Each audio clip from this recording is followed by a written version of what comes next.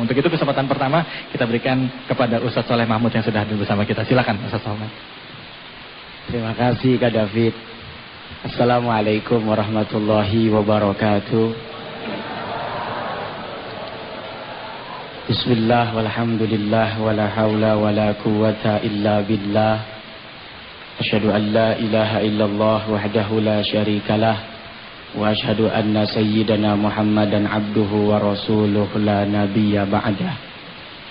Pemirsa Tabligh Akbar Ramadan 1431 Hijriah di seluruh tanah air dan juga segenap kaum muslimin muslimat, ibu bapak serta anak-anak muda yang hadir di Masjid Al-Bakri Rasuna Said Kuningan ini, mudah-mudahan kita semua diberkahi oleh Allah Subhanahu wa taala.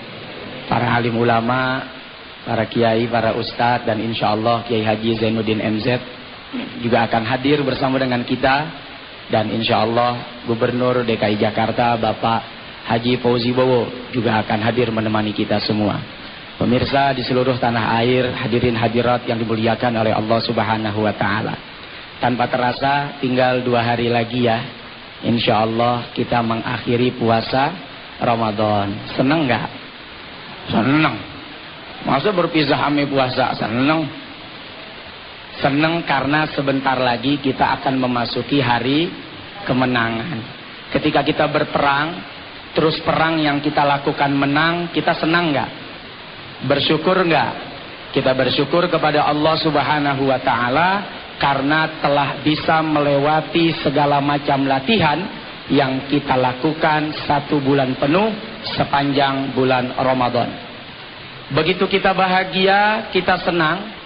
Kebahagiaan ini ingin kita berikan juga kepada orang lain, baik yang ada di sebelah rumah kita maupun yang ada di wilayah kampung kita atau yang ada di tempat kelahiran kita, dengan cara kita pulang kampung atau mudik.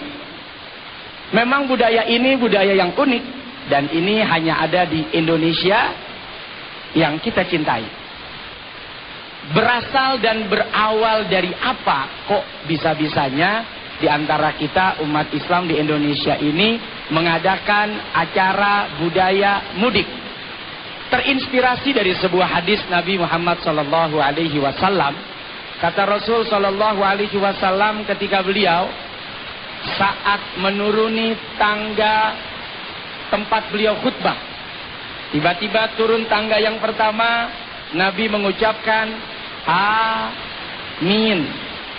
Lalu turun ke tangga yang kedua, beliau kembali mengucapkan amin.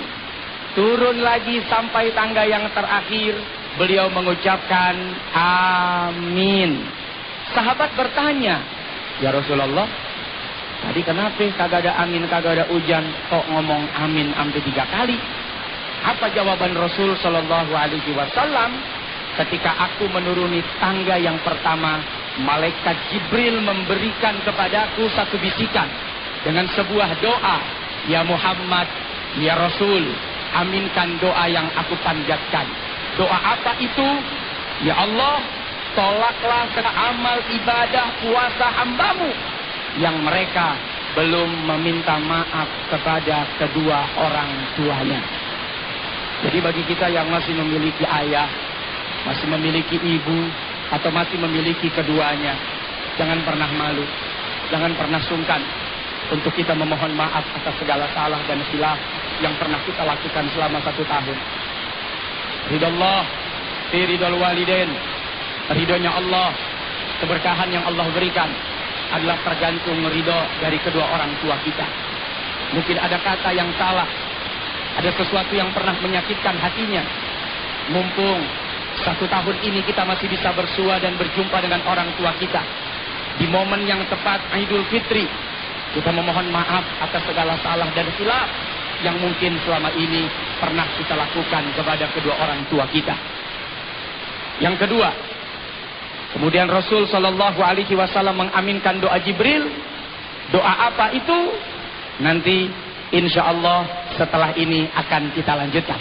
Ya, silakan Kak David. Terima kasih banyak Ustaz Somad. Nah, tadi kita sudah mendengarkan sedikit sampaikan oleh Ustaz Somad Nah, nanti di segmen berikutnya kita akan mendengarkan juga lanjutan tausiahnya dari guru kita yang alhamdulillah sudah hadir bersama-sama kita, yaitu Kiai Haji 31 Hijriah.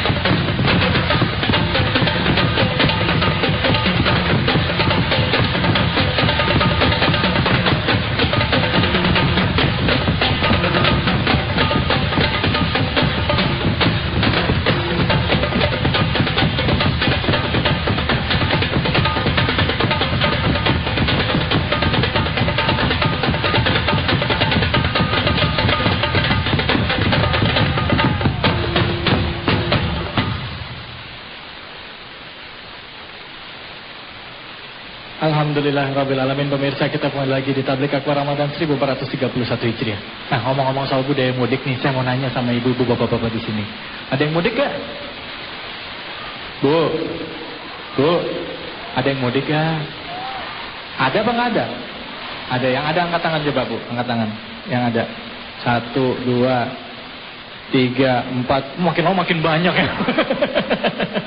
Ini menunjukkan bagaimana semangat kita untuk pulang kampung bersilaturahim dengan keluarga ya. Nah, buat Anda pemirsa, memang benar silaturahim atau menyambung tali persaudaraan kita dengan keluarga kita, terutama meminta maaf, itu adalah sesuatu yang harus ya sepertinya. Apalagi mengingat apa yang tadi sudah disampaikan oleh Ustadz Solmed. Tadi baru pertama Ustadz kepada orang tua. Yang dua lagi apa Ustadz? Silakan Ustadz. Betul. Semangat silaturahmi ingin menyambung persaudaraan itulah kemudian banyak di antara kita yang mudik pulang kampung. Yang kedua, Rasul kemudian mengaminkan doanya malaikat Jibril, di mana Jibril berdoa kepada Allah, ya Allah, tolaklah ibadah puasa hambamu yang dia ketika menjadi seorang istri tidak meminta maaf kepada suaminya. Jadi untuk para ibu, yuk sama-sama kita memohon maaf kepada suami kita. Mungkin tanpa sengaja pernah ngebuka dompetnya, terus ngambil cebanan, ya akhirnya suami kita kagak punya ongkos dia di jalanan karena cebannya udah diambil sama ibu. Begitu juga suami, kita tidak boleh egois, kita juga harus tetap meminta maaf kepada istri kita. Mungkin selama kita bersama dengan istri kita ada banyak salah, lupa dan khilaf atau kewajiban yang belum kita jalankan. Dan yang ketiga, Rasul kemudian mengaminkan doanya malaikat Jibril. Ketika itu Jibril berdoa, ya Allah, tolaklah amal ibadah puasa hambamu yang mereka belum meminta maaf kepada saudaranya, kepada tetangganya, kepada sahabatnya, kepada kawannya, kepada sesama muslim di antara mereka.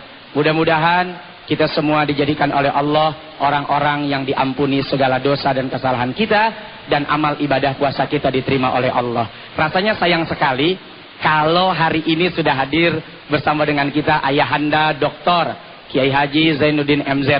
Nah, beliau yang akan lebih banyak mengupas tentang apa saja perkara-perkara puasa dan budaya mudik. Ya. Nah, mudah-mudahan amat sangat bermanfaat. Terima kasih dari saya, Kak David ya. Terima kasih dan Ustaz untuk Solmed. semuanya, saya juga akan langsung mudik nih.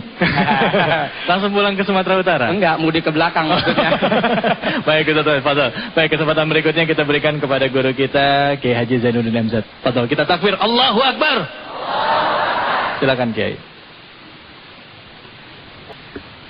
Assalamualaikum warahmatullahi wabarakatuh. Bapak, Ibu, dan pemirsa TV One di seluruh tanah air, Ananda Ustadz Soleh Mahmud tadi menjelaskan hadis yang menjadi inspirasi bagi upacara mudik untuk menyempurnakan ibadah puasa. Dalam konteks ini, menyempurnakan ibadah puasa.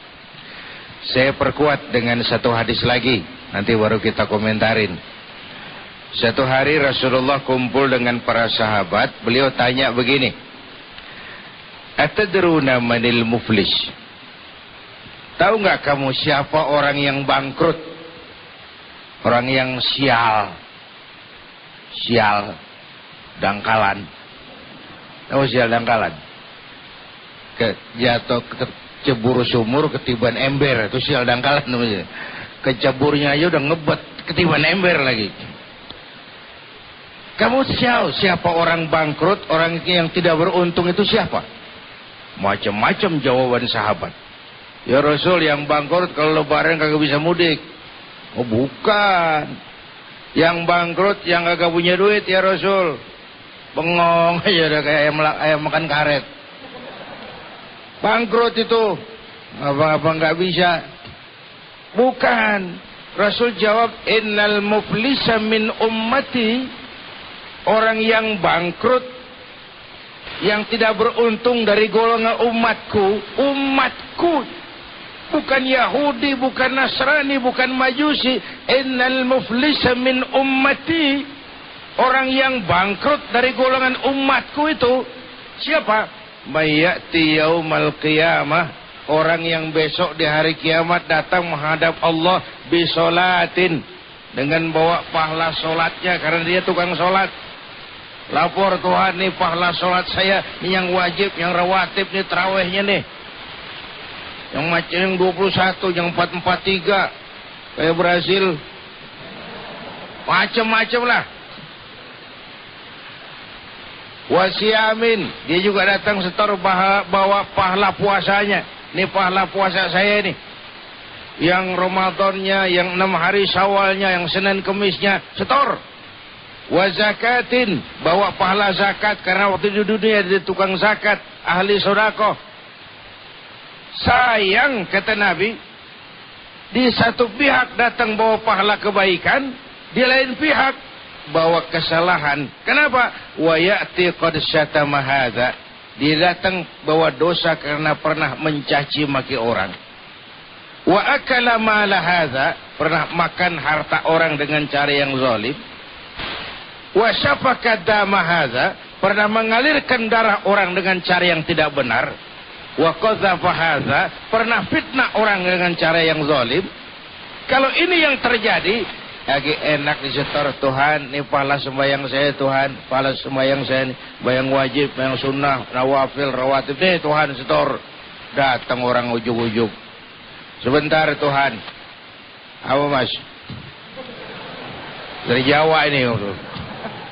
Ini orang bener ahli sholat, tapi waktu di dunia, Masya Allah, saya ini pernah difitnah sama dia. Hancur nama baik saya, tercoreng arang di dahi. Di dunia saya nggak bisa balas karena dia orang gedean. Sekarang saya menuntut balas. Benar nih orang kamu fitnah. Benar Tuhan, benar. Siniin pahala sembahyang, kasih dia. Pahala sembahyang lo, kasih dia. Buras.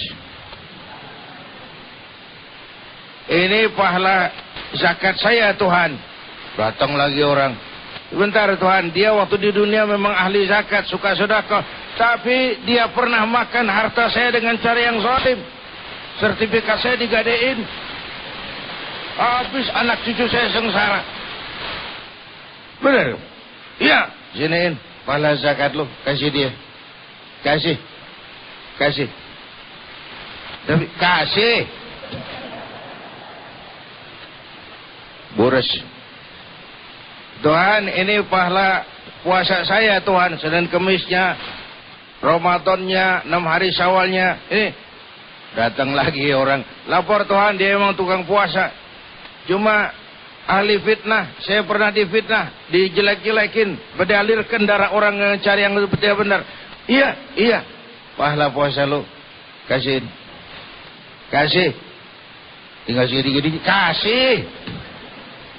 Fa in faniyat hasanatuhu, kalau pahala kebaikannya sudah habis, qabla ayyuqda ma alaihi, sebelum nutup kesalahan yang dia kerjain sesama manusia, ukhiza min khatayahum, diambillah dosa-dosa orang yang dia fitnah, dia caci maki, dia makan hartanya secara zalim, kemudian dikasihkan ke dia.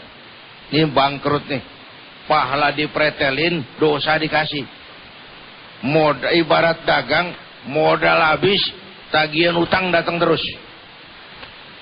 Dosanya belum ketutup. Ukhiza min khatayahum, diambillah kesalahan orang yang dia fitnah, dia caci maki, dikasih dia.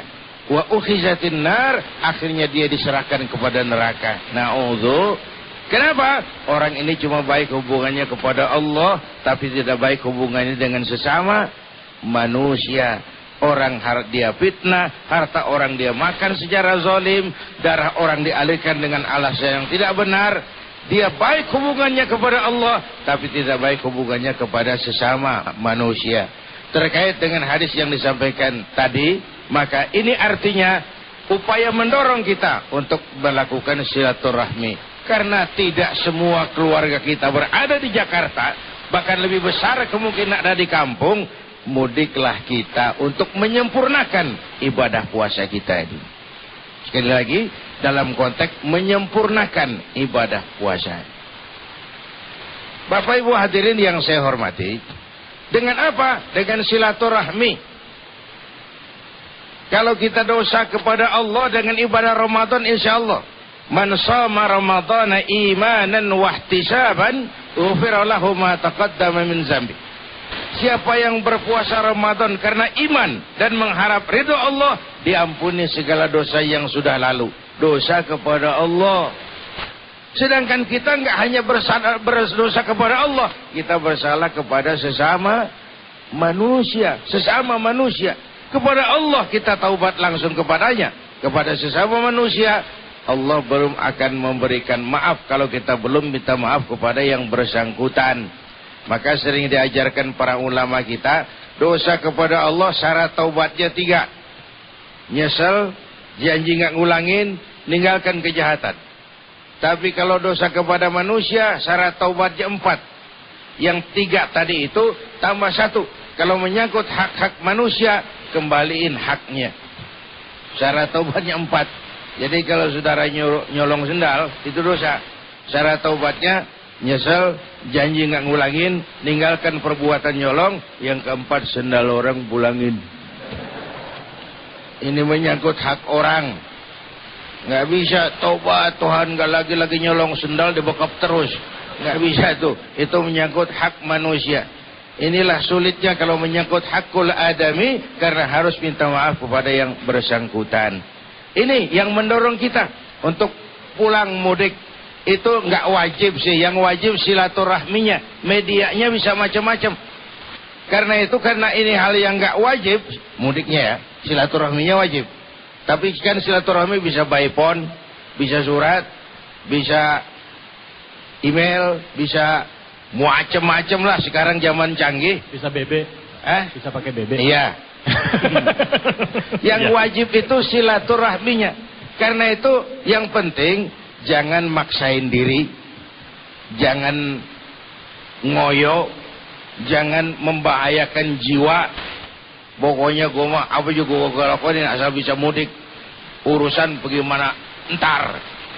Pokoknya gue pulang kampung dulu, nyohor lagi di kampung supaya di Jakarta jadi orang berhasil. Ngeredit motor buat ngampung supaya di Jakarta tanda berhasil. Balik dari kampung ke Jakarta bawa bendera putih. Nyerah Pak. Diserahin lagi tuh motor. Janganlah maksa-maksain diri. Janganlah memaksakan apa yang tidak ada pada kita. Yang wajar-wajar saja lah. Yang wajar-wajar saja. Karena memang silaturahmi yang wajib. Adapun mudiknya, kalau kondisi memungkinkan, kenapa tidak? Kalau tidak, banyak sarana yang bisa kita tempuh untuk melakukan silaturahmi ini. Baik, Kiai. Nanti kita akan lanjutkan lagi. Waduh, baru aja saya mau kredit mobil tadi nggak jadi dah. Biar sohor. Halo, sudah ada penelpon yang tersambung dengan kita. Assalamualaikum. Waalaikumsalam. Ya, Bapak siapa di mana nih Pak? Bapak Indro. Bapak Indro di? Bapak Indro di Semarang. Bapak Indro di Semarang. Silakan Pak Indro, pertanyaannya Pak. Iya, mau tanya ke Ustaz Yunussin. Ya, silakan Pak. Pertanyaannya apa Pak? Saya untuk apa itu? Halo. Untuk mudik itu apa kita harus menaati itu aturan-aturan lalu lintas itu yang Iya Pak. lebih Gimana Pak? Iya. Itu kan aturannya kalau lebih dari 2 orang kan berjalan, kalau kita melanggar itu apa pahala kita akan berkurang atau gimana itu Pak? Oh, maksudnya mudik memaksakan diri sampai melanggar peraturan lalu lintas gitu, memaksakan diri naik motor 4 orang yang seharusnya 2 orang jadi 4 orang atau 5 orang gitu Pak ya, sambil bawa barang gitu Pak ya. Oke, nggih. Nah, yang kayak gitu gimana gitu ya Pak? Ya. Iya. Terima kasih banyak Pak. Iya. Ya, bingung nanya. Iya. Berikutnya silakan. Terima kasih Pak. Ibu-ibu ada yang mau bertanya? Siapa? Bapak, silakan. Ada yang mau bertanya? Siapa? Belum ada? Ada? Oh ada. Oke, silakan Ibu. Apa pertanyaannya apa? Ada yang mau nanya? Siapa? Ibu? Silakan.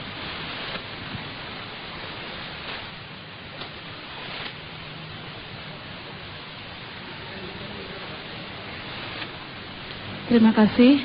Assalamualaikum warahmatullahi wabarakatuh. Mungkin bermasalah tentang mudik. Kalau seandainya kita kan sekarang memang tidak wajib Pak Ustadz ya, silaturahmi mudik tidak wajib, namun silaturahminya wajib. Tetapi kalau misalnya kita punya salah sama orang tua yang orang tua nggak maafin gitu, nggak maafin anaknya tanpa anaknya harus datang gitu. Tetapi kita tidak punya uang untuk pulang. Kan ada orang tua yang memang orang tua kan kadang-kadang keras kepala juga sifat manusiawi lah gitu ya. Manusiawi lah keras kepala ya. Nah, maksudnya gimana kalau seandainya dia tidak bisa pulang, tetapi orang tuanya marah kalau tidak bertemu dengan orang tua minta maaf langsung, tidak akan dimaafkan gitu. Terima kasih. Pertanyaannya 2, susah gampang, tapi gampang kali jawabannya. Tapi jangan mana-mana buat Anda yang ingin tahu jawabannya, atau mungkin Anda merasa punya permasalahan yang sama ya dengan Ibu siapa tadi namanya Ibu? Ibu Hayati. Ibu Lurah katanya. Iya. Iya Ibu Lurah, waduh Bu. Ibu Nur Hayati. Ya, oh ada yang mau nanya juga, Bapak? Ya, silakan Bapak, langsung pertanyaan. Itu sudah nyala mic-nya, Pak. Silakan. Sudah tidak usah diketok, langsung ya. Pertanyaannya saja, Pak. Iya. Begini Ustaz. Yang saya baca yang saya baca di Quran itu tidak ada yang namanya minta maaf, tapi memberikan maaf. Ya, wasari'u ila maghfiratin min rabbikum wa jannah aduhas samawati bil mutal alladzina nabi sawadara wal qazimin wal afina 'anil nas. Jadi enggak ada minta maaf, memaafkan lebih dulu. Bagaimana Ustaz? Ya, baik. Bapak namanya siapa Pak? Haji Muhammad Aras Muin. Haji? Muhammad Aras Muin. Oh, Haji Muhammad Aras Muin. Baik, nanti jawabannya 3 buah pertanyaan. Kalau Anda memang merasa pertanyaan tadi mewakili pertanyaan Anda di rumah, jangan kemana-mana. Jawabannya akan hadir sesaat lagi, jadi tetaplah di Tabligh Akbar Ramadan 1431 Hijriah.